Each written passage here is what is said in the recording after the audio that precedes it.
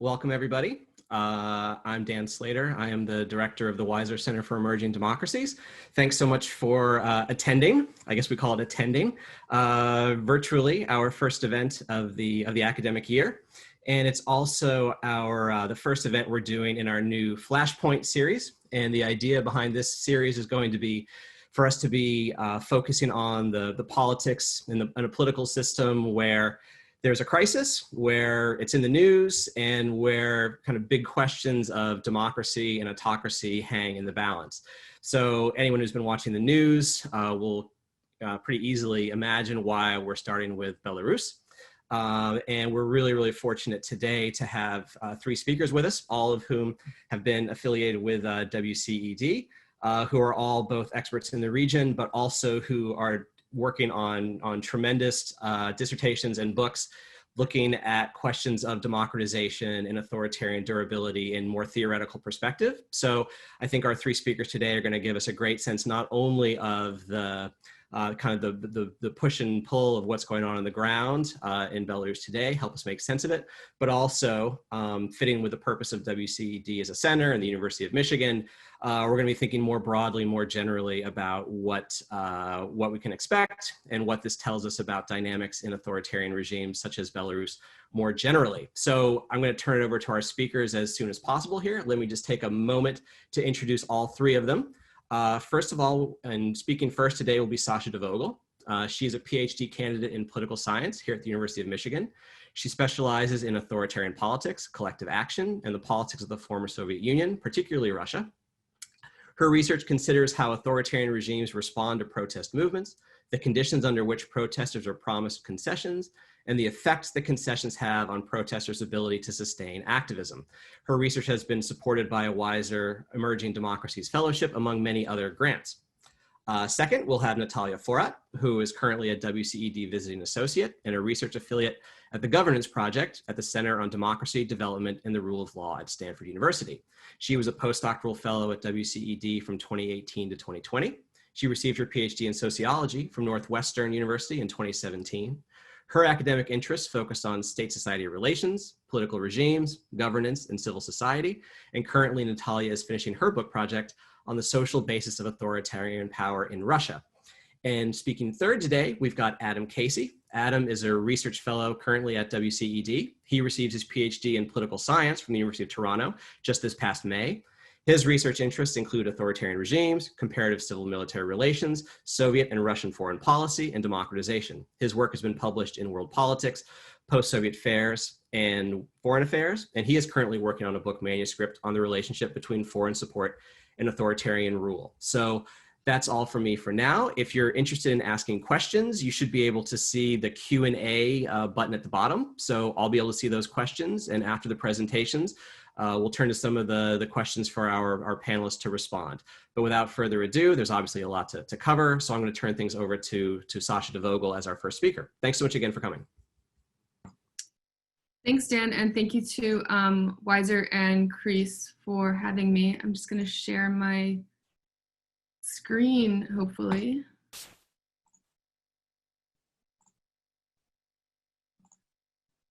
So hopefully you guys can see that. It's just in read mode.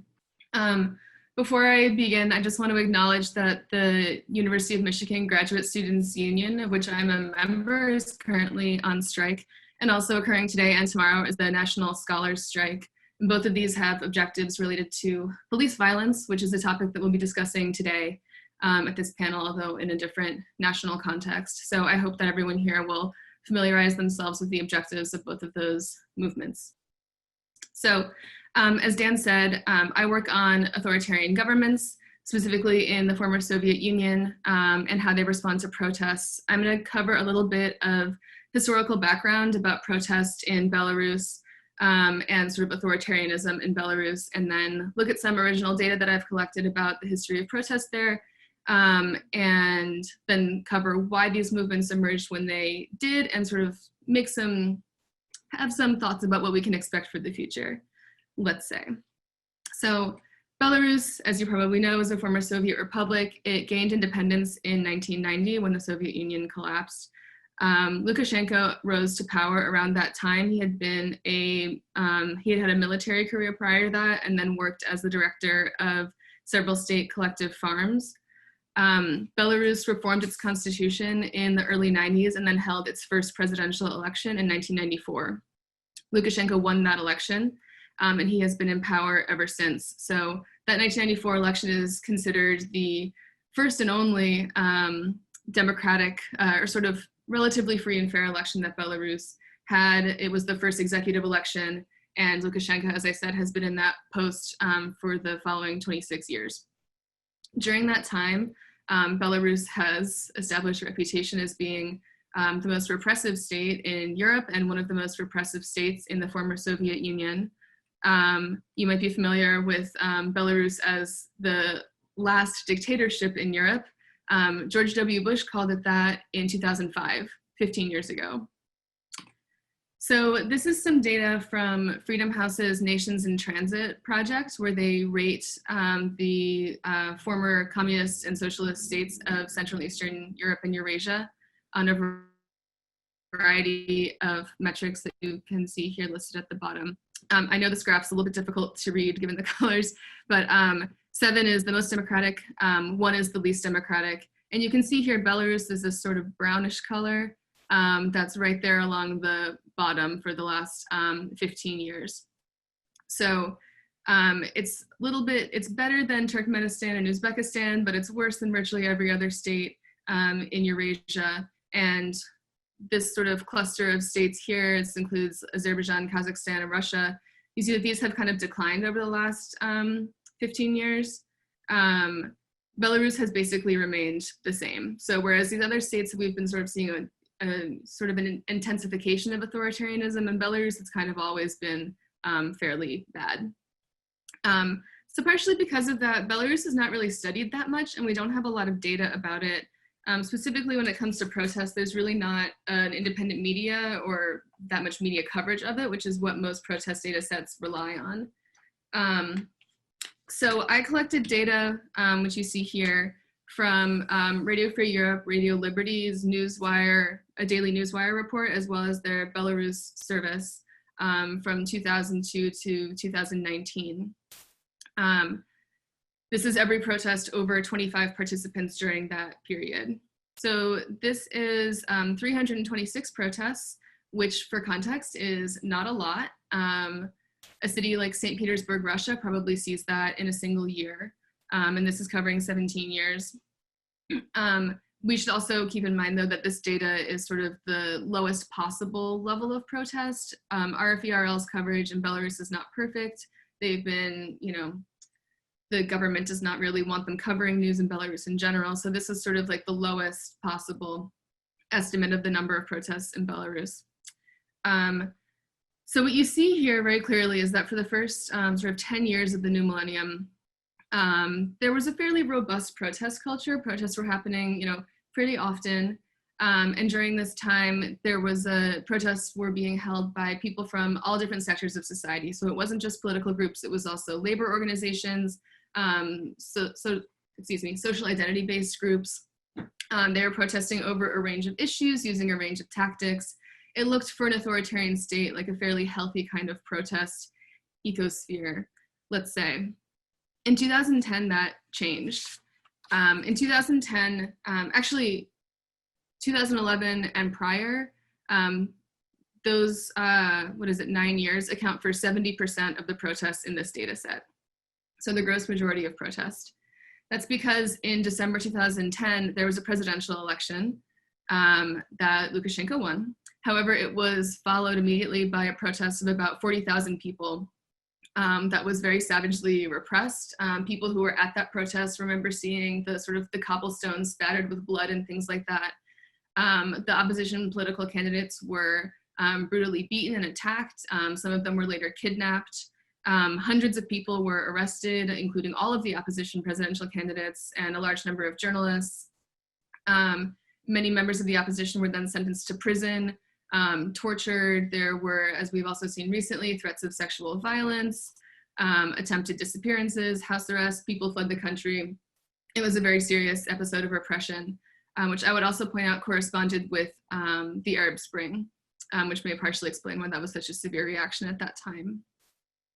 It is also the use of that heavy repression, while it was shocking for Belarus, it was still consistent with their general overall strategy. During this time period, you see a lot of other authoritarian countries like Russia developing sort of alternate strategies to channel dissent and sort of give people a kind of a pressure release valve. So co-opting opposition parties, allowing some level of protest, kind of trying to infiltrate and undermine some opposition organizations and things like that.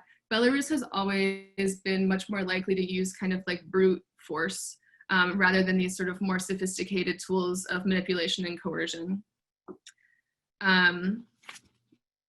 So also in 2011, they passed a new law on freedom of assembly that severely restricted it, made it significantly more likely, more likely that anybody holding an event would be holding an illegal event.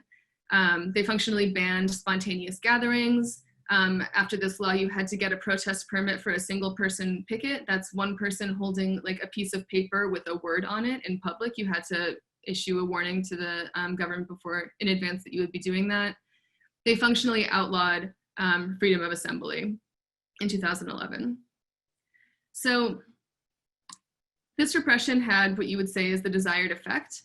This is a graph of the average annual turnout at protests for the last 17 years. As you see with that big spike in 2010, this was those election protests, and it's followed by virtually the eradication of protests in Belarus because of that restrictive protest law and also the repression of activists. So, back here? Okay, so even though you see there's some increase in protests going into 2020, it's not accompanied by an increase in turnout. These events beginning in 2017 and going into 2020 are sort of very specific. They're driven by 3 campaigns, one of which was against a plan to build a restaurant in a Stalinist killing field, one of which was against a tax on the unemployed called the parasite tax, and then one of those campaigns in 2019 was against closer relations with Russia.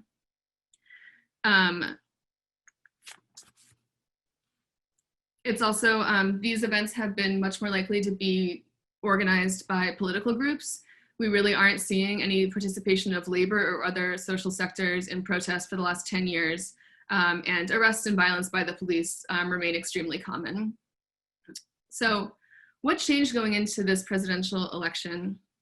Obviously, the occasion of a presidential election gives sort of a focal point to protest, but there was a presidential election in 2016 where nothing really happened. So one feature here is the crisis of coronavirus, which was very poorly managed by the government.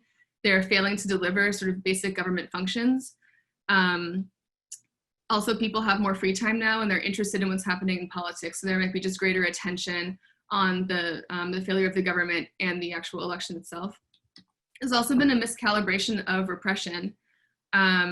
Maybe because he was concerned about the coronavirus effect, Lukashenko basically excluded the main 3 opposition candidates from participating in the election.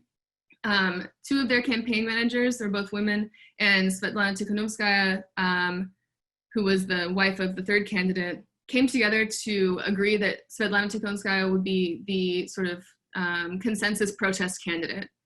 So essentially, whereas the opposition vote would have been split among 3 candidates, because those 3 candidates were repressed, the opposition had a reason to sort of organize itself around a single candidate.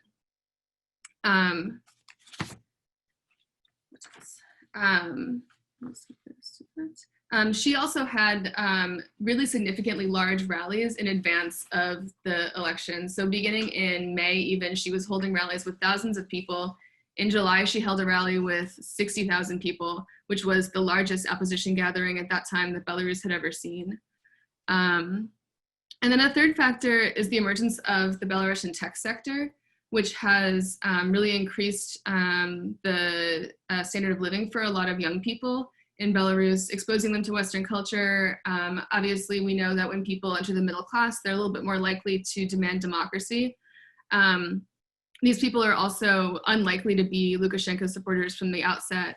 If you remember that anybody under 45 has never voted for him in a free election, those are the people who are being most affected by the changes in the tech sector.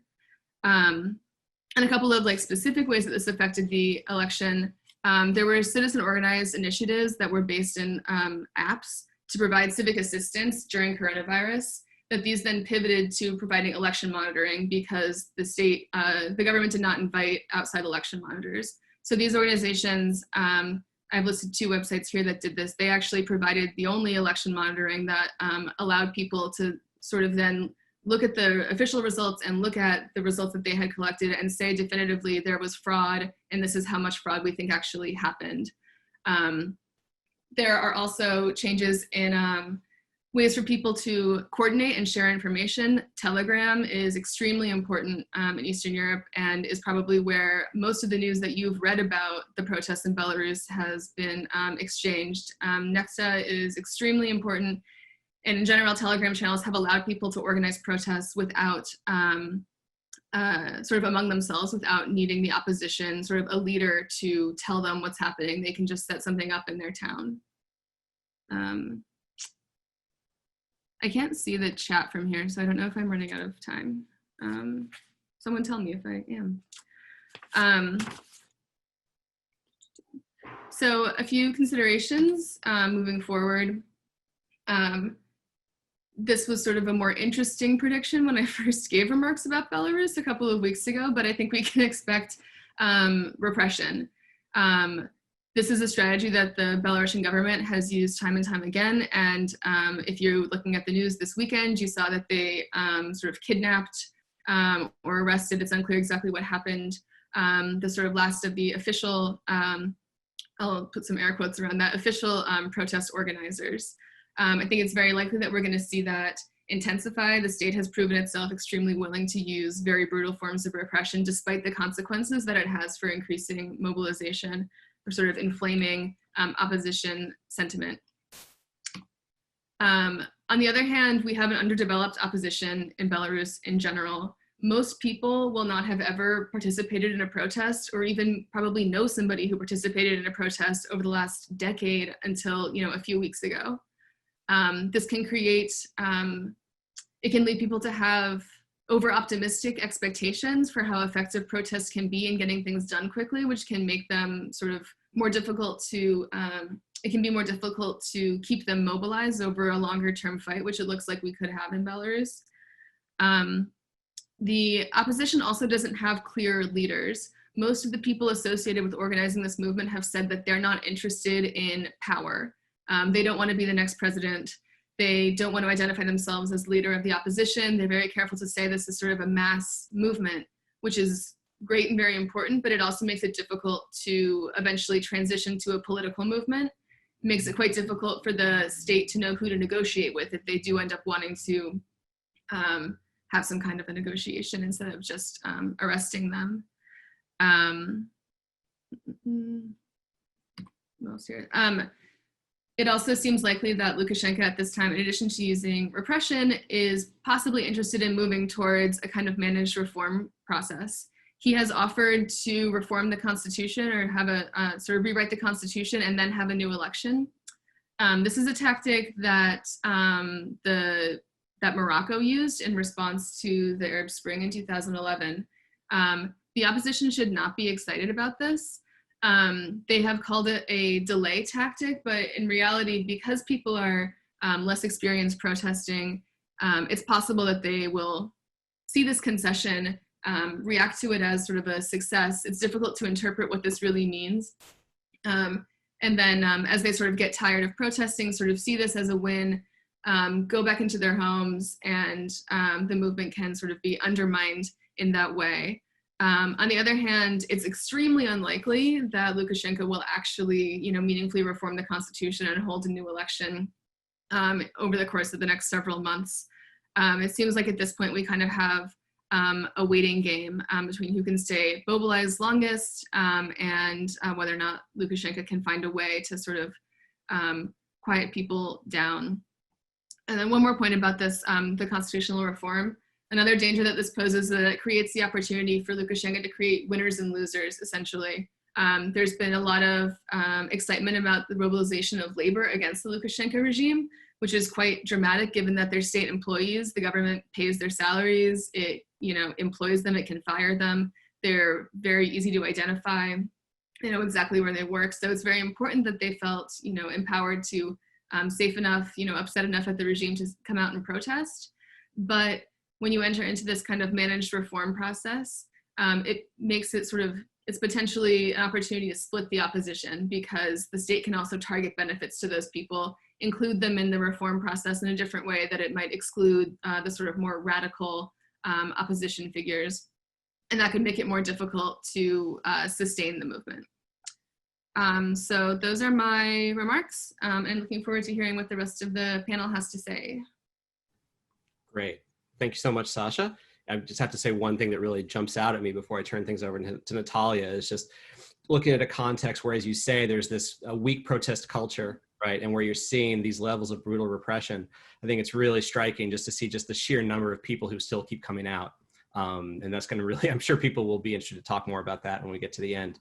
But let me turn things over to Natalia Forrat as our second speaker next. Thanks to WCED and to Chris for organizing this event. It's really important, I think, to discuss what's going on in Belarus now. And I think I will just start off exactly from the question that Sasha mentioned and Dan also picked up. Why is it that we're seeing such a large protest in the country where nobody expected it to see? In the country where, as Sasha showed us, protests weren't actually, there was some protest culture, but it was really limited. And now what we are seeing is that the whole country, essentially, not only the middle class, not only the people in urban centers, but the whole country, suddenly, over the course, effectively of a few days, turned against the ruler. So this is the first question that I'm going to address. And then I will also talk a little bit about what we can expect from the future and what kind of things we should kind of track. So on the first point, why we're seeing such a wide protest. I think there are definitely a lot of contributing factors. And if you listen to different analysis, if you read different kinds of things, people point at some important things. For example, Lukashenko really mismanaged the COVID-19 pandemic. He totally denied it, and he essentially forced people to self-organize, to gather, medical equipment for medical workers, and thus kind of facilitated creation of some civil society structures and coordination. Some other people say that, well, this election was also different because the presidential candidates were different. This time it wasn't any kind of human rights activists. One of the probably the most successful candidates who wasn't allowed to run was Victor Babariko, who is a banker, who is a heavyweight. And if you look at how many signatures he submitted to the commission to be registered, and if you compare that with the number of signatures that candidates in previous elections submitted, you will see that he actually was able to mobilize much larger support. His candidacy really resonated with that middle urban class that grew in Belarus recently, also because of the development of the IT sector, which we'll probably discuss sometime later. But I think one of the major factors that I'm going to address today is that the opposition was able to turn this protest from a political protest to a civic protest. And I'm going to explain now what I mean. I think one very important feature of Belarus society that we should understand, and I'm speaking not because I studied Belarus in particular, but because I studied some regions in Russia that are really similar to Belarus in this sense. So one important feature that is really influencing the situation now is that people in Belarus, they really value solidarity. They really value teamwork. And they really value equality and fairness, all these kinds of things. And they do not like political competition. They do not like competition for power. And this kind of social consensus was actually the basis of Lukashenko's regime for so long. Whenever someone tried to challenge him on the political terms, run for power, it was easy for Lukashenko just discredit that person and say, well, you know, they only want power. They don't want the good for our nation. I'm the one working for our nation. If they wanted, you know, to contribute, they would just join, you know, the civil service. They would become like part of the team. And if they're trying to, you know, get power instead, maybe there are some kind of weird moments, weird motives behind that intention. Maybe there are foreign powers that are funding them. Maybe, you know, they have some kind of, you know, material motivation. Basically, they will get to power and steal more. So that was easy to do. What happened during this election is that, well, Lukashenko made a lot of mistakes. And the first mistake was that he actually killed that political competition way too early. Before, in the previous elections, he never imprisoned his competitors before the election. What usually happened is that he would let them run, then probably falsify the vote count, then the opposition would not recognize that, they will stop protesting, and then he will crack down the protest. This time, he did not even allow them to run. He did not register 3 opposition candidates.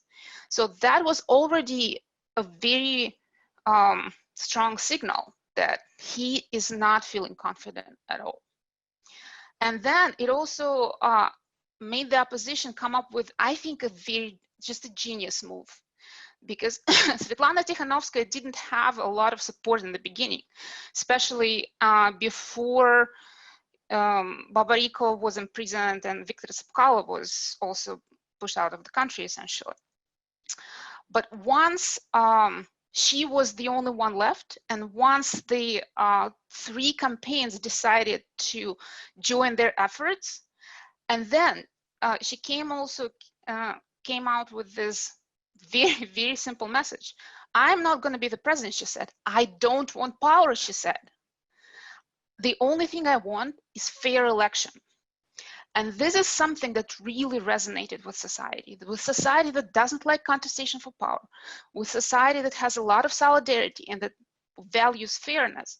So basically, this is something that allowed a lot of different kinds of people to get behind Tikhanovskaya. And of course, her campaign, like these 3 campaigns, when they united, they did a really good job just mobilizing people, you know, visiting different cities in Belarus, running rallies and things like that. So Lukashenko really made a big mistake for him, because he underestimated Tikhanovskaya. He underestimated the potential of opposition to unite and mobilize popular support. So, and then after that, he made a second big mistake, because, well, not only did he falsify the election, this is not something unheard in Belarus for sure, but then when people started protesting, he used extreme violence, like violence to the degree that was surprising to everyone on the street, to many people in the government, in Belarus, like in the Belarus civil service, to many observers. So basically it was a huge, now it's going to be a huge trauma for Belarus society, because thousands of people were not only imprisoned, they were severely beaten, tortured, raped, all kinds of things. And among those people, there were a lot of just random victims. Also, don't forget, Belarus is a small country. It has, like, I think 9 million population. So it's roughly the size of the state of Michigan. And if we imagine that thousands of people were beaten, tortured over the course of, 3 days, we can imagine that for the whole society, that would be huge trauma. So the whole Belarus society is probably connected with, 2-3 degrees of separation. They all have friends and relatives who have been repressed during those days. So now, basically, Lukashenko, he used to be kind of the guarantor of stability. People probably didn't like him that much, but they weren't really ready for confrontation. But by using that brutal force, he turned himself into a threat to the people, into a collective threat.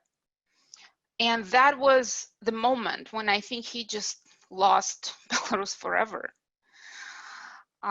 So we can see that that social solidarity that was behind him during this 26 years now turned against him. And some of the signs that you can, if you are following the news, that social consensus switched from Lukashenko to protesters are, for example, you can see that protesters, they never hide their faces. When they're being interviewed by a journalist, when they are protesting, they never hide their face. I mean, some of them are wearing masks because of the virus, but generally they don't hide. At the same time, the police is always with face covering. And of course, they're not doing it because of the virus. There were several videos that I saw when protesters were able to pull those masks off the police officers, and that made them flee. So now it is a shame. It is a shame to be on the side of the regime. So then there is a lot of effort to de-anonymize the police officers. So basically, you would see that if their identity is revealed, then there is a lot of ostracism directed to them. Some of the police officers who defected, who resigned, who decided not to participate in all this brutality, they said that you know, sometimes they did not wear their uniform when they went to work, and that is now common. So basically, the policemen, they don't wear their uniform from home to work. They change when they get to work, and then they change before they leave. Because if people see them in uniform, then you know, nobody knows what is going to happen. We also see quite a lot of resignations of police officers, of state officials, and even TV hosts on state TV. Some people say it's not a lot. It's like, oh yeah, it's a few hundred. Oh yeah, there are only a few state officials who resign. Only a few TV hosts who actually resigned. I think it's actually a lot. I can imagine that in a country like Russia, for example, if we saw several hundred police officers resigning from their jobs, that would be a huge scandal. That would be a sign of significant change. For a country of Belarus, I believe that's really significant, because those are only the people who dared to resign. Those are people who probably can afford to live for some time without their salaries. And then that also means that a lot of those who did not resign probably have doubts about their participation in what the regime is doing. So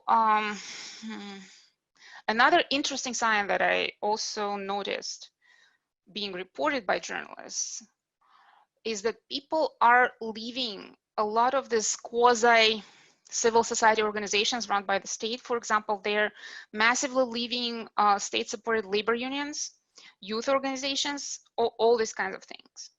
And that is also an interesting sign of protest, because before, if it was the norm to be in some kind of organization, now it's really shameful.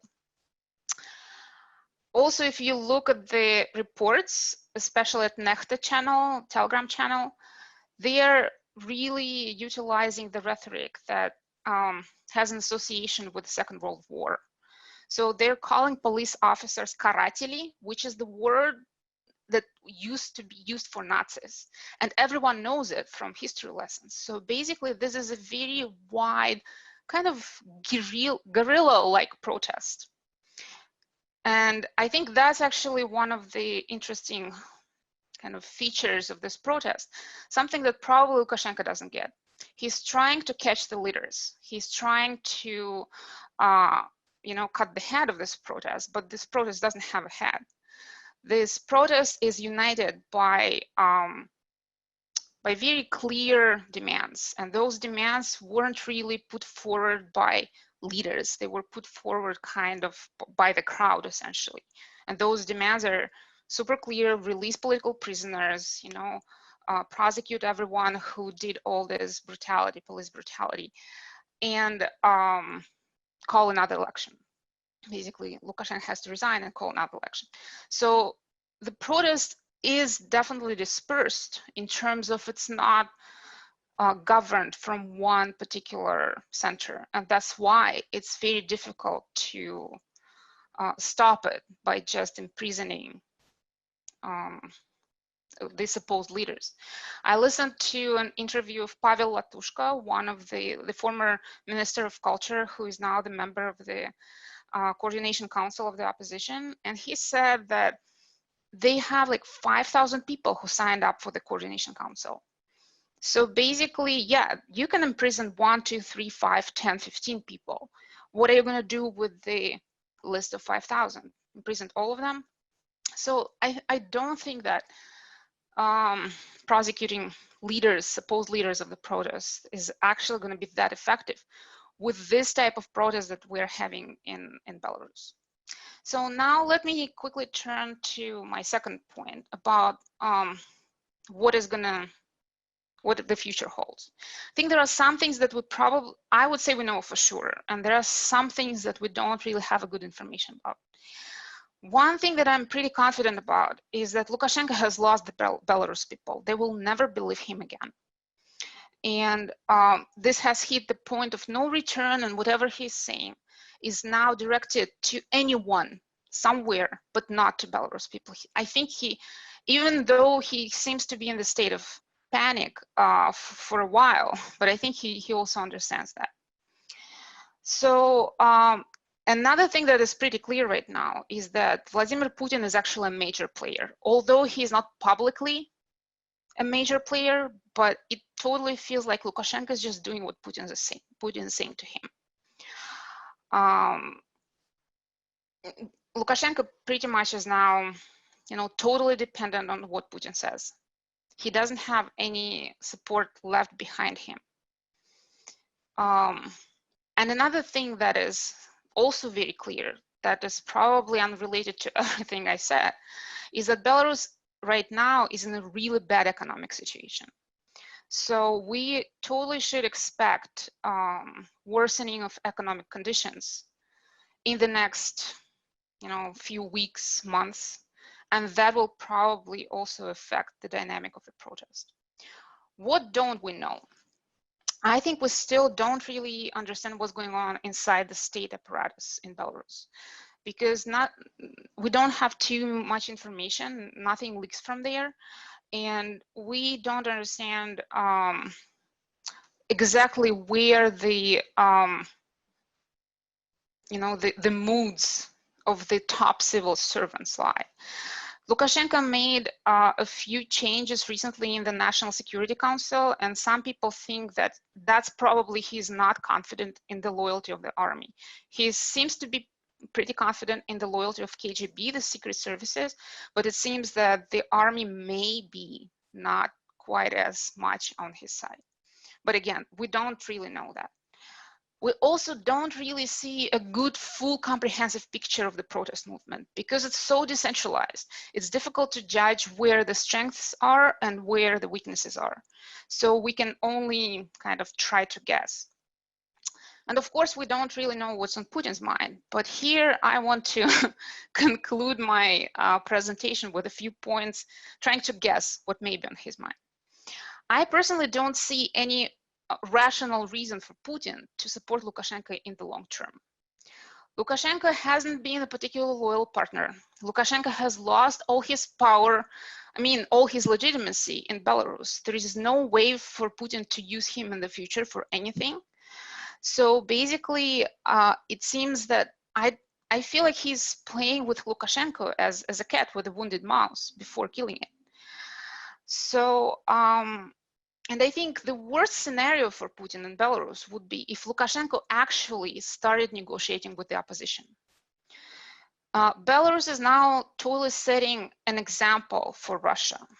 And Putin doesn't want the Russian people to see that protests can lead to negotiation.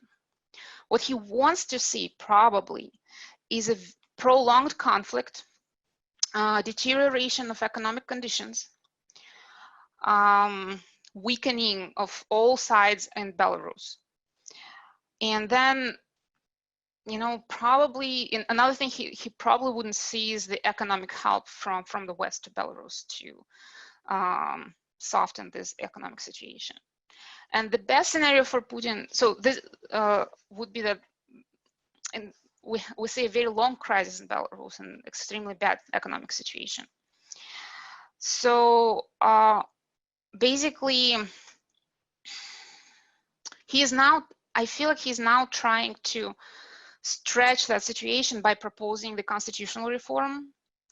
And I think it really now depends on the opposition, what the opposition is going to do.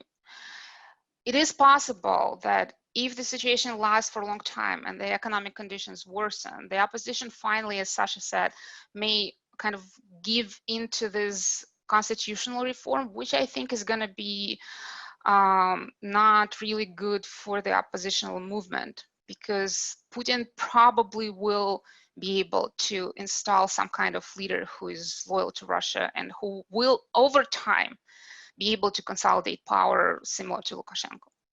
So on the other hand, the opposition is pretty creative. So this kind of guerrilla protest, and especially with support from Belarus diaspora from abroad, with the support of IT sector, we don't know what kind of solutions and what kind of forms of protests they're going to come up with.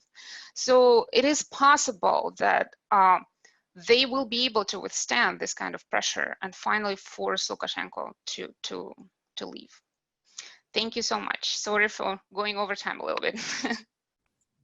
No, that was terrific. Thanks so much, Natalia. And I mean, a few things really. There was so much good insight in there, and I think I was especially struck by the focus that you put on fairness, which we don't often hear in these kinds of conversations, and the idea that a society could be so geared to expect, on the one hand, teamwork and consensus, which kind of points toward political stability and unity, but a way that blatant unfairness can serve as kind of a trigger for things to tip so dramatically in another direction. I think it's a really compelling insight. It really sounds like the overall picture at this point sounds like, you know, Lukashenko he's lost the nation, but he hasn't lost the state. And, you know, that kind of gives you a sense of why we're in the kind of standoff that we are, that neither side can really prevail. And so that's why things seem to be dragging along, perhaps. But really, again, terrific. Before I turn things over to Adam, just a quick reminder, everyone is welcome to offer Q&A. Just if you click on the Q&A button at the bottom of the screen, you should be able to ask a question, which then at the end of at the end of Adam's comments, I'd love to be able to turn it over to some audience comments as well. We have over 40 people attending, which is great. So just a quick reminder there. And without further ado, let me turn it over to Adam as our third and final speaker. Thanks, Dan. So let me just share screen here. Okay, somebody tell me if this doesn't work, I guess. Is probably the way to do that. Okay, so let me just make sure this works. Okay, great. So first of all, I want to thank everyone for coming and putting up with another virtual event. I want to thank in particular the Weiser Center for Emerging Democracies for hosting, and to Dan for acting as Dan Slater for acting as a moderator, as well as my fellow panelists. So my name is Adam Casey. I'm a new research fellow here at WCED, and I'm going to speak to you a little bit about how we might situate the events in Belarus in comparative perspective. And in particular, I'm going to focus on the nature of Lukashenko's regime and what other sort of similar crises in other authoritarian contexts can tell us about likely outcomes, as well as I'm going to consider a bit more in depth the geopolitical context of the crisis and the prospects for Russian intervention. So to put Belarusian non-democracy in comparative perspective, some of which has already been covered really nicely by Sasha and Natalia. So democracy never took particularly strong hold in Belarus after the collapse of the USSR, though politics was fairly competitive under Lukashenko's predecessor, Vyacheslav Kevich. Lukashenko took power in competitive elections in 1994, as Sasha mentioned, and he rather quickly consolidated an authoritarian regime, most definitely sort of by 1996, after kind of winning his fight with parliament. So using data here from the Varieties of Democracy project, which is just another data set that tracks kind of levels of democracy around the world. We see that Belarus in red here kind of slipped relatively early, and remained relatively stably authoritarian, especially if you consider it relative to its kind of post-Soviet Western neighbors of Moldova and Ukraine, which had sort of much wider ranges in regime openness and closure over time. So just another matter of context, if we just add Russia in here in blue, We said that Belarus is actually kind of broadly considered even more authoritarian than Russia for much of its history, though since 2014, Russia is quickly catching up. So using a kind of another measure of, when we might think of the state of democracy in Belarus, looking at the sort of civil society strength and freedom of association, again, from the Varieties of Democracy Project. Belarus, again, scores pretty poorly on assessments of the strength of civil society and the freedom of association. And it does even worse than than some of its post-Soviet neighbors, though not as bad as regimes in Central Asia, on measures of electoral integrity. So if Belarus is not a particularly strong democracy under Lukashenka, as these make clear, what type of authoritarian regime is it? So scholars of comparative authoritarianism usually focus on the main institutions through which autocracies govern. So the Soviet Union, for example, is a classic example of a single-party regime, as is contemporary China. Other autocracies frequently rule directly through the military, or they have formal parties, which are actually quite weak. So Belarus under Lukashenka is considered highly personalized in comparative perspective. So what does that mean? It basically means that Lukashenka has accumulated considerable personal power at the expense of his other ruling elites. With no real ruling party, it means that ties to Lukashenka and his network determine your position within the regime. So here we have this measure of personalism that's new from Getty's Right in France, and it basically measures the sort of extent to which an autocrat has concentrated powers in their hand relative to other members of the regime. It uses indicators like discretion over appointments into top party state, military offices, etc. So we see Lukashenka again in red. It's considered highly personalized. The solid black line is Kevich, so it's considered much more personalized than the only other regime we have in Belarus since 1990. So what are the consequences of this? So personalism, since Lukashenka has no real party, succession is a really big problem for personalist regimes. It's a problem for all autocrats, but particularly when there are no strong ruling parties to help manage succession. And this is a big problem for post-Soviet ones too. We assume Putin and Lukashenka early were anxiously looking at Nazarbayev in these past few years as his attempt to step down while retaining his position, the position of his allies. And we think, maybe Lukashenka, there's been some speculation he's preparing to eventually hand power to his, now teenage son, Nikolai, as Aliyev did in Azerbaijan. And so we also think that personalism means there are kind of weaker post-Lukashenka institutions in this case for the regime. But as Uzbekistan showed us in 2016, highly personalized regimes can sort of quickly consolidate new autocracies. So Lukashenko's regime is also actually relatively long-lasting. So if we look, as of today, it's been in power for about 26 years. So if we compare it to all autocracies in the 20th century, it's sort of double the tenure of the median autocracy. If we look at autocracies that just formed after the end of the Cold War, it's even longer lasting. So what does all of this mean? So is the regime going to survive or not? Is essentially the question everyone wants to know. And I think one key factor in understanding how autocracies collapse concerns the loyalty of the guys with guns. So it's really difficult to overthrow a regime by peaceful protests if the security forces stay loyal. Somebody has to convince the guy to go. So when security forces bring down a regime, they do so in a few ways. So one way that security forces can be really critical in explaining regime survival is when they fail to defend the regime. So you can think of this as a kind of defection. So they make it clear they're not going to repress. They're no longer going to shoot protesters, or they're not going to shoot them at all. And the autocrat generally then flees or negotiates. So this is something kind of like Ukraine in 2014 after the initial repression, Tunisia and Egypt in 2011. Or the security forces can themselves tell the regime it's time to go. So this is Morales in Bolivia last year. This is actually something like a coup. Or the security forces can launch an explicit coup in the middle of protests. So Mali 2 weeks ago saw a coup in the middle of mass protests where the military directly stepped in and overthrew the regime. So sometimes these coups just remove the leader and they don't actually change the regime, like Algeria last year. And now what's really unlikely in Belarus, as Natalia Natalia didn't mention this, but she did mention that the military is not particular. We have some indication that potentially the military is a little bit dissatisfied with Lukashenko, or that he has fears about their loyalty. But one thing that is very unlikely is a traditional military coup in Belarus. There have been almost no coups in the former Soviet Union, which is a really interesting question. So why that's the case. But what's more likely is that security forces either refuse to use massive violence, shooting large crowds, or they nudge Lukashenka out of office. So those are kind of potentially likely scenarios. So what are the prospects for Russian intervention? So is Putin coming to save his hockey buddy? So it's actually a fairly frosty relationship, as Natalia mentioned. It got even frostier with a fight over some mercenaries this summer, which may have been sent to undermine Lukashenka before the election from the Wagner group, led by Prigozhin, which is a key Putin ally. So, and it's actually Lukashenka that has sought more of an arm's length relationship with Russia. So Lukashenka sought to extract subsidies from Russia while maintaining sort of as high of a degree of autonomy as he possibly can get. So Putin and his predecessor Yeltsin at times sought a kind of closer union with Belarus, but country unions are actually really hard. They're pretty historically rare since 1945. So Mali and Senegal failed with the Mali Federation, which fell out over coup plotting. The United Arab Republic was a fairly briefly, a brief version of this. And so political unions are really difficult because Lukashenka has a lot more leverage over Putin as the head of an independent country than he would if he necessarily joined in with Belarus.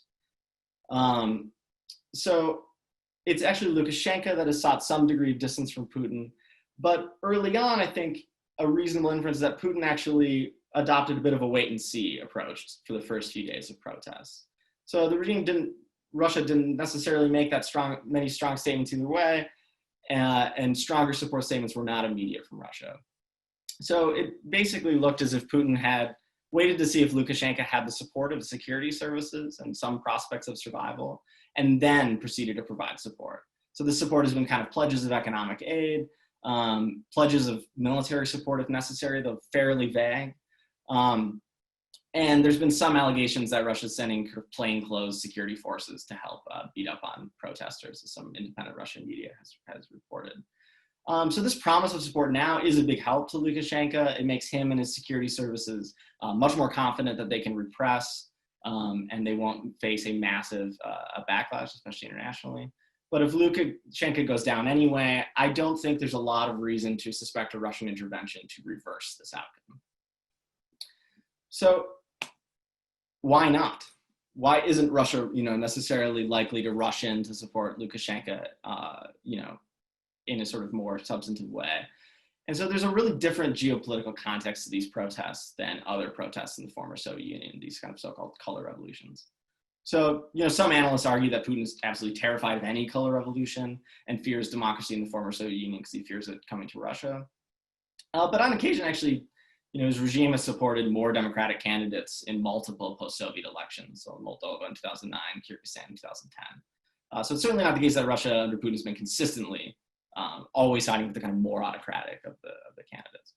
And here, the opposition is actually just not very anti-Russian.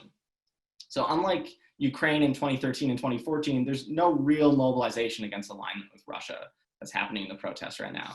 In fact, opposition leaders in Belarus have taken pains to state that they wish to continue a close relationship with Russia. And so in this sense, it's a lot more similar to Armenia in 2018. Here, Russia basically stood to the side, and the opposition, which gained power after these mass protests, continued close geopolitical alignment with Russia. Military bases remained. Armenia remains a sort of key strategic ally of Russia. So even if Lukashenka is desperately attempting to create a geopolitical narrative to these protests, saying that these are all kind of foreign agents supported by Germany and various other security services in the West, there has been so far very little over geopolitical emphasis to these protests. So if Lukashenka does step down, what next? So he has made, as others have mentioned, some offers to reform the Constitution. So this is, I share my panelist skepticism, this is unlikely to lead to sort of serious, lasting change. So one of the problems is, how does Belarusian opposition avoid the fate of Sudan last year? So if you may remember, Omar Bashir, a sort of long-hated dictator of Sudan, was ousted in mass protests after security services basically told him he had to go. This kind of coup/defection type scenario. But the problem is that regime insiders were basically able to absolutely dominate this process. So yes, Bashir was gone, but the kind of edifice of his rule remained relatively the same. And what was really hard is for opposition to continue mobilizing large numbers of people to protest for real democratic change in Sudan, and the military and other regime insiders were basically able to dominate this process. So regime insiders, in short, have a much easier time solving the sort of collective action problems these kind of fragmented, leaderless opposition have. And it's much harder for opposition and possibly in Belarus to credibly leverage their sort of capacity to bring people out on the streets to enact lasting democratic concessions. So the kind of prospects for democratization in Belarus, and there's no real chance of European Union or NATO membership here, which other authors have shown has been important in other cases.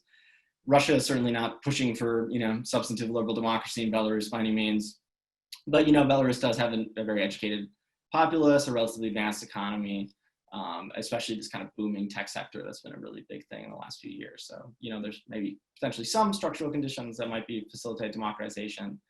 And finally, what can the EU or US do, even if they wanted to? The latter doesn't seem to want to do anything, but the reality is not much. They can push for no repression, negotiated transition, insist on free and fair elections, and offer to monitor them, but not a lot of options. So, thanks. Okay, terrific. Thanks so much, Adam. Thanks to all the panelists for these great comments. I'm glad Adam called our attention to the difference between Lukashenko as a personalistic autocrat and what you nicely called his edifice of rule. And that it's really important to realize how often in these situations, even if massive protests manage to unseat a particular autocrat, then the work of actually changing the regime in a direction that becomes substantially more democratic is almost an entirely different social political process. So I think we should, totally be attentive to those different, not to say that it's impossible, because certainly these things often, Tunisia, Indonesia, you get rid of the autocrat, and then you do really establish a more democratic form of government. So, but it is, I think, important to think about those differences. And so I think it'd be good in the rest of our time to think a little more about what's in the edifice. How do we think about the way that the state is structured, to be thinking about those kind of possibilities. So we are now to the Q&A section. So please, anybody who has questions, feel free to type them away in the Q&A. It's an unorthodox way to go, but given our social distancing, this is our social distancing Q&A. And I do want to start off with a question, actually two questions from Maria Zilberman. And the first question I'm going to ask really directly of the panelists, and the second question is actually something that I would actually be curious for the whole audience to think about and maybe weigh in on in the Q&A bar, if nowhere else. So the first question is about the role of labor in the protest. And as Maria says, she's heard that it was touted as quite meaningful early on, but that in a real sense, there seemed to have been no significant strikes or work stoppages. To return to Sasha's initial theme, talking about the question of strikes and work stoppages, which we're in the middle of it in Michigan as well. So in recent weeks, it seems as if labor is out of the picture entirely. So how do we think about, and I'll give you all a minute to think about that, how do we think about the role of labor in these protests? The second question Maria asks, if our panelists have thoughts, it would be great to hear them, but I think anybody has thoughts would be great if they would type them up. It just vanished, there it is. And the question is, what possibilities are emerging for economic support for Belarusians? It's obvious that economic need is a significant factor in how the protest will evolve, but is there any meaningful way to actually get grassroots support to Belarusians? So if anyone among our 40 plus attendees has any thoughts on that, and if you want to type that into the Q&A bar, I would be more than happy to respond to Maria and the whole group so that everyone has a better idea of how they might be able to give some active support to people on the ground. So with that in mind, more Q&A, please, but let's turn over to the panelists. How do we think about labor in all of this? Who do you want to speak? So I can start.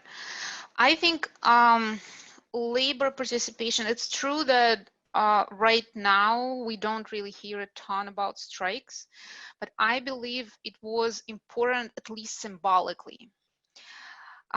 The workers joining the protest, I think, showed to everyone that this is now really a national protest.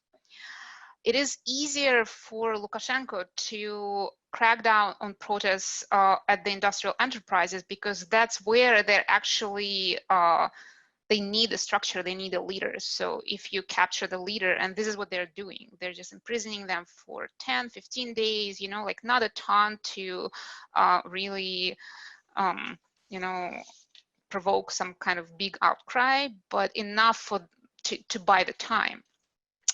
So, and right now we don't see a ton of strikes, but what I also heard is that, yeah, they're not officially striking, but, you know, things suddenly start breaking, power starts going down, you know, like effectively they're not working that well. So strike is one thing, but there is also sabotage, which is also a lot more dispersed and a lot more difficult to confront. I think that labor participation, I wouldn't expect a lot of strikes, honestly, during these protests. But at the same time, the fact that there are strike committees, there are some kind of leaders on the ground in those industrial enterprises, that will also help the protest in the long run.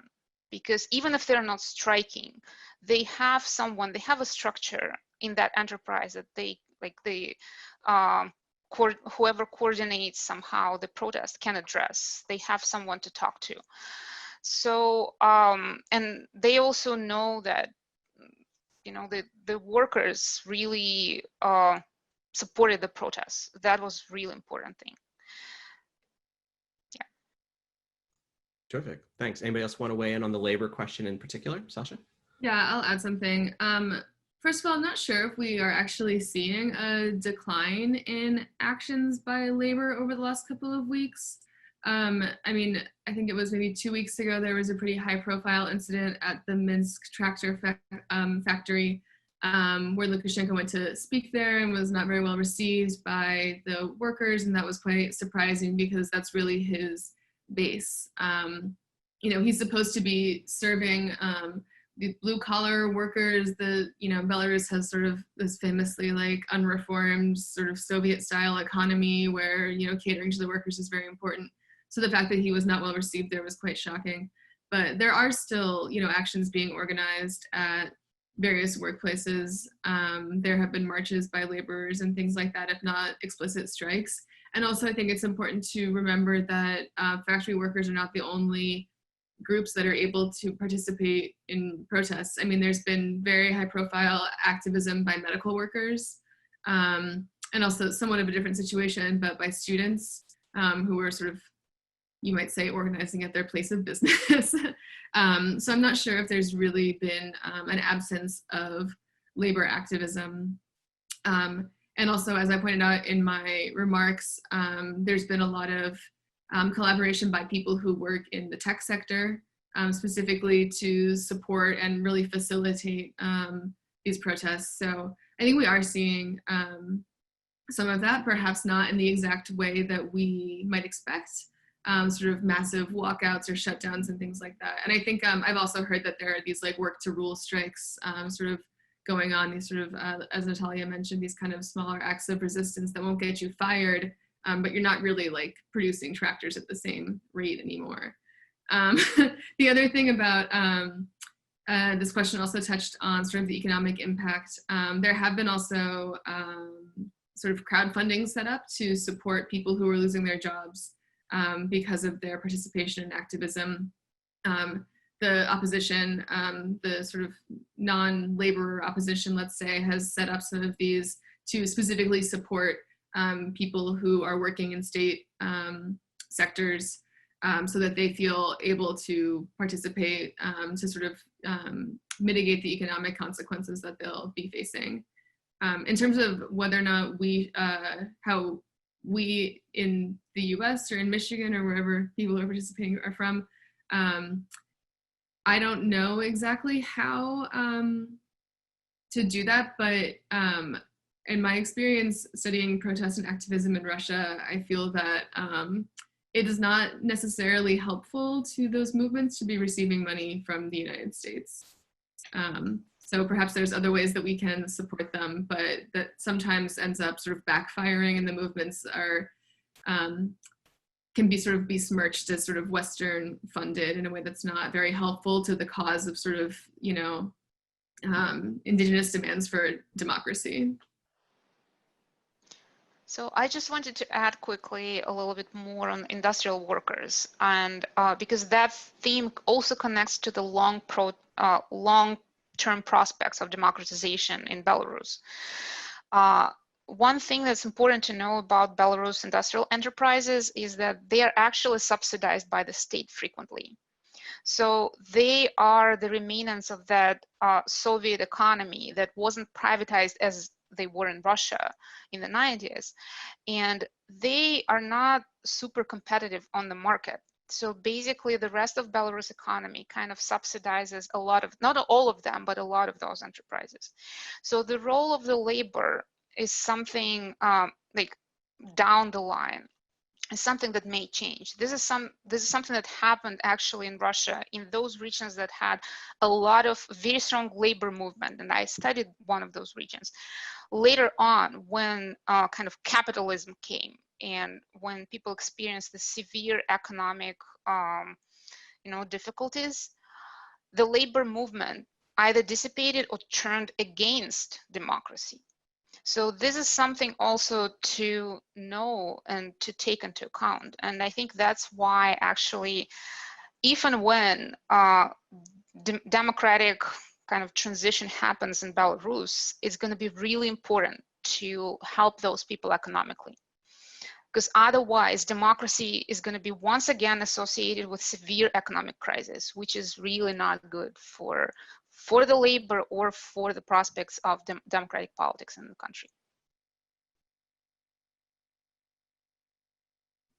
Yeah, and one thing I would just kind of add, just on the theme in general, is I think it's striking with these. I mean, I don't know as much about the color revolutions in the former Soviet world, if this is true, but certainly in Africa, Asia, more recent big democratic protests of this sort, that labor unions just haven't played the same kind of role as they did in earlier kinds of protests back in the 70s, 80s, even 90s. And I think that's just a testament to the weakening of labor around the world in general. Like you look around the United States, look in Europe, labor just doesn't quite play the same role as before. And so I don't think we should necessarily expect to see labor take the lead like they maybe in places like Brazil, South Korea, cases in the past, where we really think, when you think about democratic protest, labor being so totally important. But we do have more questions, and interestingly, they are clustering around a lot of international questions, lots of geopolitically oriented questions that are coming in. Let me take one. We have one question actually from Brussels,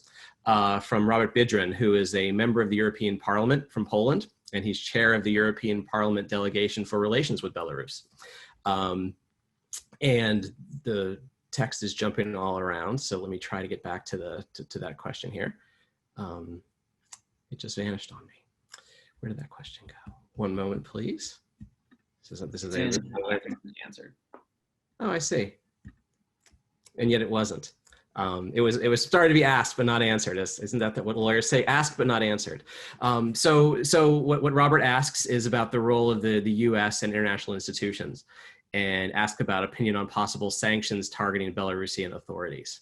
Does anyone have thoughts on that particular question, or thoughts on how those kinds of sanctions work in other contexts, maybe to give us a sense of their possible efficacy here? I could jump in really briefly. I think there have been a lot of sanctions on Belarusian authorities for a while that, I'm not really sure that the findings on sanctions are really mixed on basically whether or not sanctions are particularly effective in getting the kind of outcomes that international institutions want. There's a few examples in which they've been really successful, like South Africa during late apartheid, but there are many other examples in which they have not been necessarily particularly effective. I think that, this doesn't mean the EU or international institutions shouldn't play some kind of role. They should always push for free and fair elections, respect for the rule of law, this kind of stuff, no repression. Whether or not that will be particularly efficacious, it remains to be seen, but that certainly means they should try. Yeah, I also think that you know, it's really difficult to come up with effective sanctions. What is happening in Belarus is really an internal matter, and there are, I think, limited possibilities to influence that from abroad. However, personal sanctions against Lukashenko and the people who have been involved in, you know, all kinds of, you know, police brutalities and violation of human rights should definitely be in place. Not only because they will influence the motivation of those people. I actually doubt they will influence anything. But it's a strong symbolic statement just for the sake of the Western countries to clearly state their position. We are against this, and we are not gonna accept those people in our countries. You know, we're not gonna take their dirty money or whatever. And also another thing that I've been thinking about this question also a lot recently. I think it's important to kind of signal to Putin that we know what you're trying to do. We know that, you know, you don't want Belarus to become a democratic country, and you should not intervene. So it has been happening, but I think the international community should also put pressure on Putin, not to, basically they can't say it directly, I guess, but to signal that we understand that you're trying to manage things in Belarus covertly, and we know what you're trying to do, and we are watching you. So these are the things that I came up with, but I think generally it's not, unfortunately, a ton that Western countries can do right now, other than very strong statements and very clear positions. Yeah, I agree. I think it's obviously quite important that Europe, especially, I mean, I would like to say the US, but I think things are complicated here right now, that Europe makes a very clear statement that the kind of, you know, torture and violence and repression that's being used in Belarus is unacceptable. I mean, it's quite shocking, the things that they have done. I mean, we're seeing disappearances, rape, you know, brutal torture. So I think it's very important that we're clear that, you know, that's unacceptable in the European community and elsewhere. But in terms of sanctions, you know, we don't, I think, have a lot of clarity, as I think Natalia pointed out, what's going on behind the scenes in the administration right now. So it's not necessarily clear who we would target. I don't think that in Russia, the Magnitsky list has had a whole lot of effect on liberalization. And in terms of the people who are actually, you know, in the security services, you know, on the streets, the riot police and people like that, I actually don't know what the law in Belarus is like on this, but I know in Russia, those people already live under like significant travel restrictions. They're not allowed to like go on vacation in the UK, like many of the higher ups in the administration used to enjoy doing before the Magnitsky list. They're really only allowed to travel to other authoritarian countries. So in terms of restricting those people in some way that's meaningful, I don't know exactly what would be a good way to do that.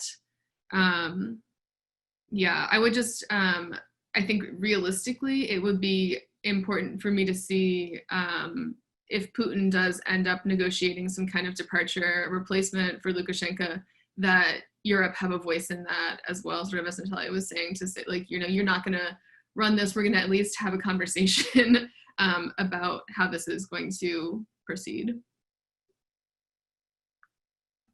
Great. You know, one insight from earlier that I want to kind of draw on when leading to the next question is sort of thinking about what Russia would like to see, and particularly what Putin would like to see happen in Belarus. And it does seem to me that you know, autocrats who fear protests love nothing more than really, really awful examples of protests leading to chaos, instability, and just a big mess, right? And so if I think about the way things unfolded in Indonesia and Malaysia in the 1990s, Mahathir in Malaysia loved the fact that he could splatter all kinds of images from neighboring Indonesia and try to project the idea, protests mean death, protests mean chaos, protest means, so with that in mind, and I think that's a compelling way of thinking about, so even if he doesn't care if Lukashenko survives per se, the idea that, again, to discredit the very idea of color revolution as a way to bring about anything other than just a complete chaos. So along those lines, I think an interesting question from Sam Brazil is asking about how currently the protests are being covered in the Russian media, and to what extent they are. And so I'd be curious if anyone has been keeping an eye on that. I think Natalia for sure. But what might we be able to glean about the kind of signals that are being sent in the Russian media as a result of what we're seeing on the streets in Belarus? Yeah, I think it's very consistent with what you just said. They are picturing it as a color revolution. They are trying to picture, I don't know if in the recent days they did it, but definitely in the weeks of the protests, they were trying to picture it as a protest with some nationalistic roots, which is just ridiculous in terms of, like, in the case of Belarus, there is a little bit of Belarus nationalism, but it's like really marginalized. Belarus is like primarily Russian-speaking country. There is no anti-Russian sentiment, and even now, I believe, Belarus people are turning against Putin, but I don't think they are actually developing any kind of, hostility towards the Russian people. There are protests in Khabarovsk and there are protests in Minsk, and they are almost talking to each other. They have signs about each other and things like that.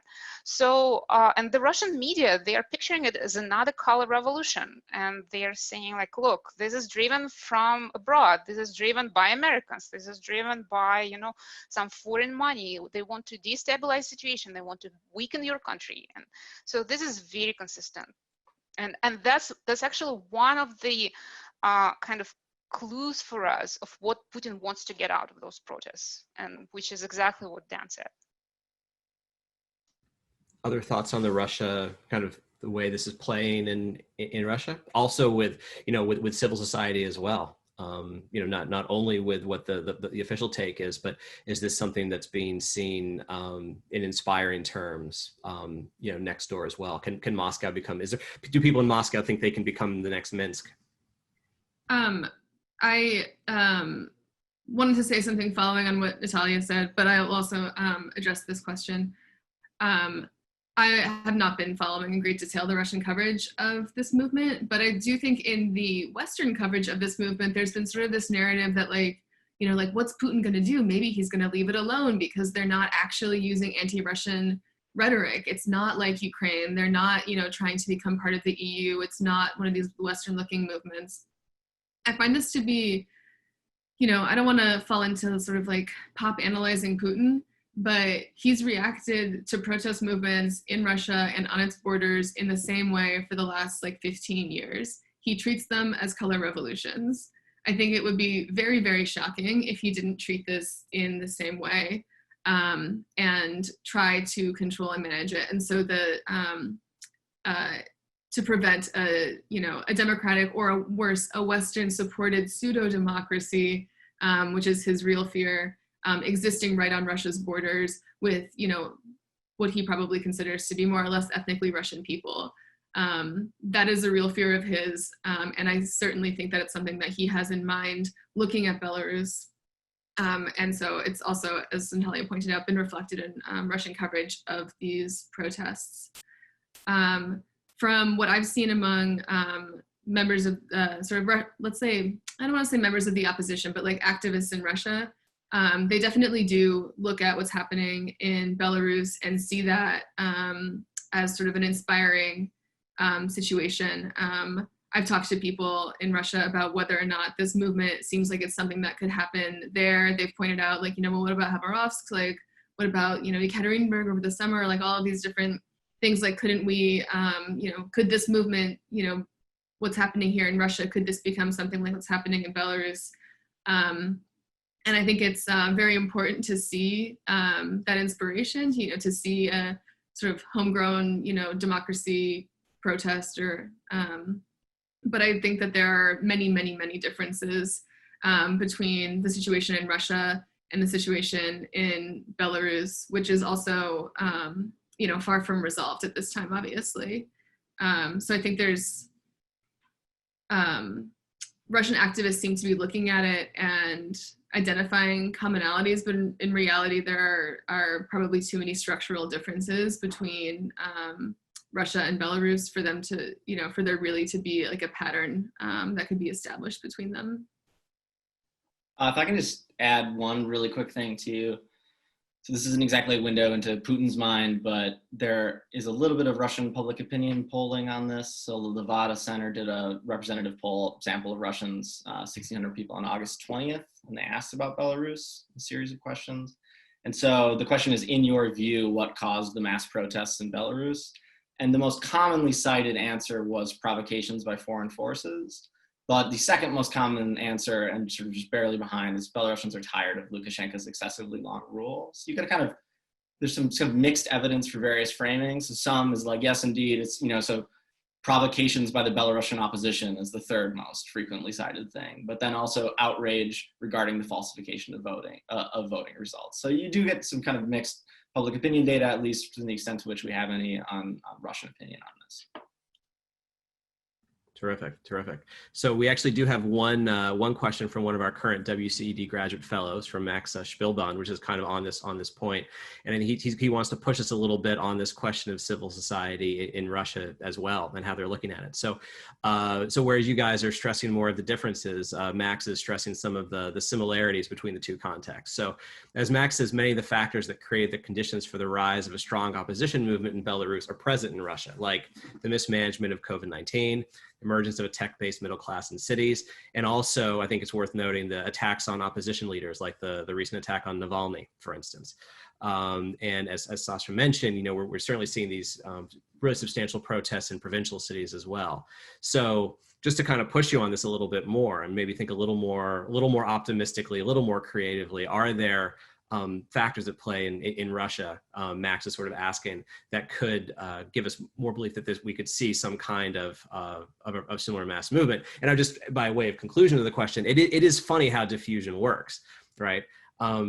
Arguably, if this were happening in Moscow, the effects on Minsk would be greater than the other way around. There is a tendency for, the more major power, the more well-known regime to have kind of an influence on. I mean, again, my anticipation would be that, when people in Belarus look at Russia, they might see trends, but when people in Russia look at Belarus, they might very well not say, well, it's just, this is kind of it's a backwater, it's a sideshow to the real show, which is Russia. So there's also this problem of kind of reverse diffusing from a minor power to a major one. But can we think a little bit more about something about those social conditions that Max points to as maybe being a little bit more optimism in the Russian context?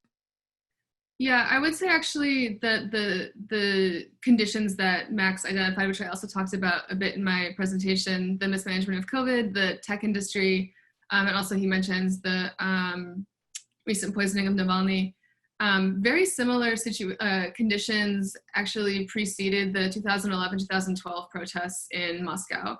Or sort of, actually, they were national protests, what are sometimes called the Bolotnaya protests.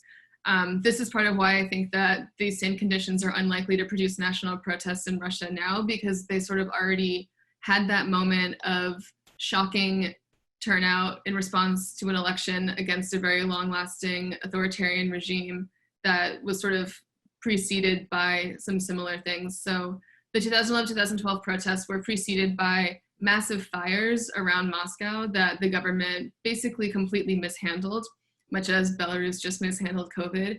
In response to those fires, the sort of newly developed tech industry, people who worked in that, set up civil assistance apps and systems and things like that. This was at a time when there was sort of this boom in like crowdsourced data about corruption. As I said, the civil assistance initiatives, sort of things like that were springing up all over the place, which is something that we've just seen happening in Belarus.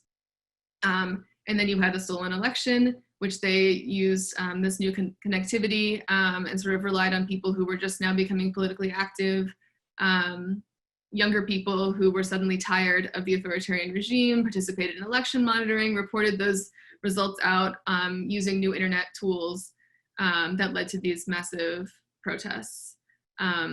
So to my mind, the situation, sort of the conditions that currently are occurring in Belarus mimic in many ways the conditions that preceded the Bolotnaya protests. And one of the reasons why it's no longer really possible to have a similar like shocking protest wave in Russia is because we've already had that fairly recently.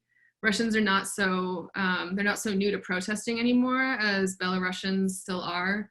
There have been, especially in the last like 2 years, there have been a fair number of quite large protest movements all over the country, much more actively than there have been in Belarus. So I think you're unlikely to get this sort of like novelty, this sort of revolutionary cascade, if you will, that you've seen in Belarus, of people all of a sudden feeling safe about speaking out, suddenly feeling like they've really had enough of this. In Russia, they've already been doing that for somewhat more, for more years, let's say.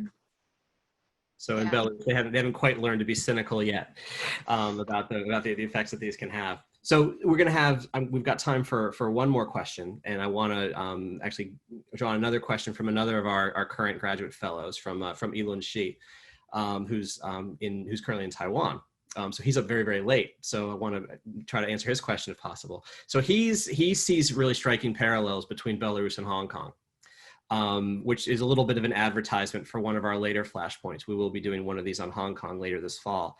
But in particular, this combination of sort of the leaderless nature of the movement, the emphasis on technology, the use of technology in some ways in communication technology, kind of in lieu of the sort of leadership.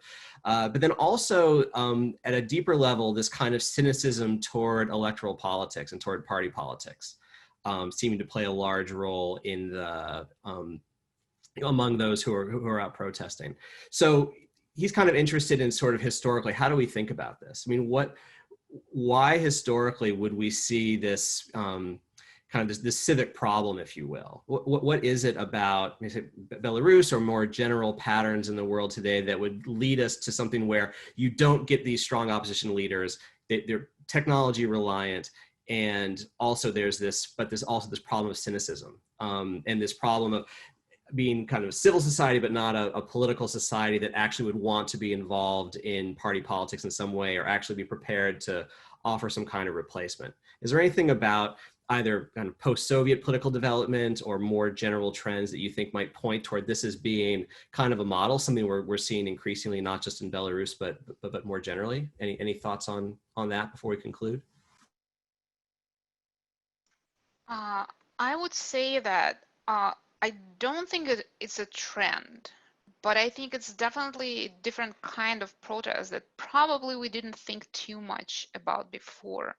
So I think a lot of the protests that happened in the Soviet Union when the Soviet Union was collapsing was of that type of protest. It's just at that time, people thought of those protests, people in the West, observers from the West, they thought of it as a quest for democracy, but it probably wasn't. So we can I think we should just rethink how we saw those protests. And I don't think there is a trend, but I do think there is a commonality, as you correctly pointed out, with these leaderless protests, this civic but not political, and technology definitely facilitates it. It definitely facilitated it in the case of Belarus. It keeps facilitating. Even when internet was down, the Telegram kept working on a lot of people's phones.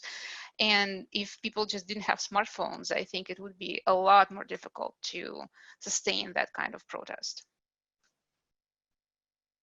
Terrific. That's a great answer. It's a tough set of interacting factors, and I think we're witnessing this kind of mode of protest become increasingly common.